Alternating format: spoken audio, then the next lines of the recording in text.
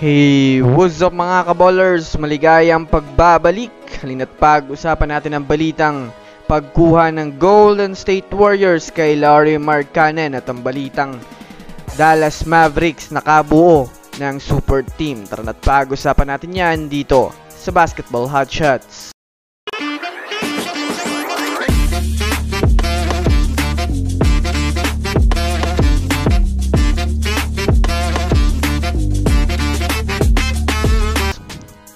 Una nga muna tayong dumako mga kaballers sa nakabuo nga daw mga kaballers ng super team ang kupunan ng Dallas Mavericks. Well, alam naman nga po natin sa ngayon na maingay ang team ng Dallas Mavericks ngayon dahil nga po sa nagawa nitong paglipat ni Klay Thompson sa kanila na masasabi nating ito nga po mga kaballers ang nagpaingay ngayon sa mundo ng basketball.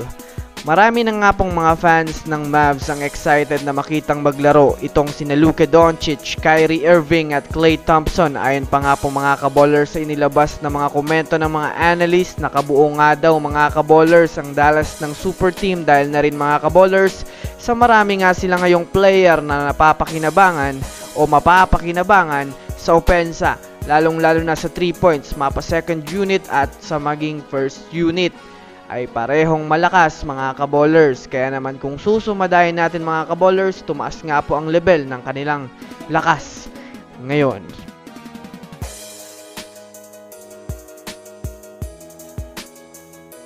Samantala, dito naman tayo dumako mga kaballers sa balita patungkol sa pagkuha ng Golden State Warriors kay Lauri Markkanen. Alam naman nga po natin mga kaballers na puro palpak ang ginagawang move ng Warriors ngayong free agency. Ngunit kahit man nga po ganun mga kaballers ay hindi pa rin nga po sila nawawala ng pag-asa na makakuha pa sila ng panibagong superstar na maaaring makatulong kay Stephen Curry para sa susunod na season.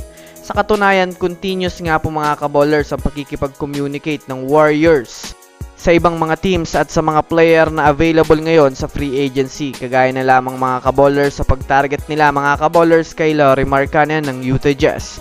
Para nga po sa kaalaman ng lahat mga kaballers, isa nga ngayon ang Utah Jazz sa mga desperadong team na gusto nang mag-rebuild ng panibagong lineup. Kaya kung susumadayin natin mga kaballers, makakaasa nga talaga na magpapamigay na sila ng mga player. Ayon nga sa ibinalita ni Anthony Slater mga kaballers, nakikipag-usap na nga po ang Jazz sa Warriors na masasabi nating binibigyan na nga po nila ng offer ang Warriors dahil sa pagiging available nito ni Lauri Markkanen ngayong free agency.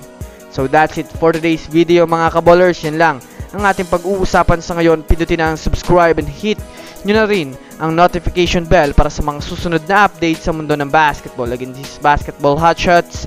Thanks for watching.